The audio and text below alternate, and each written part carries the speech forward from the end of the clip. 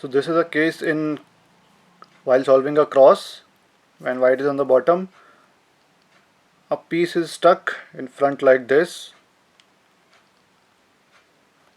So what we can do is, to solve this piece or solve this H piece, is take it to right side like this, bring it on bottom like this, and match it. So let me show you it once again. So this is a stuck piece on the bottom. Take it to right like this, bring it on top, and these two are matching now, and you can easily bring it on bottom like this. So this is how you can solve this case. Thank you.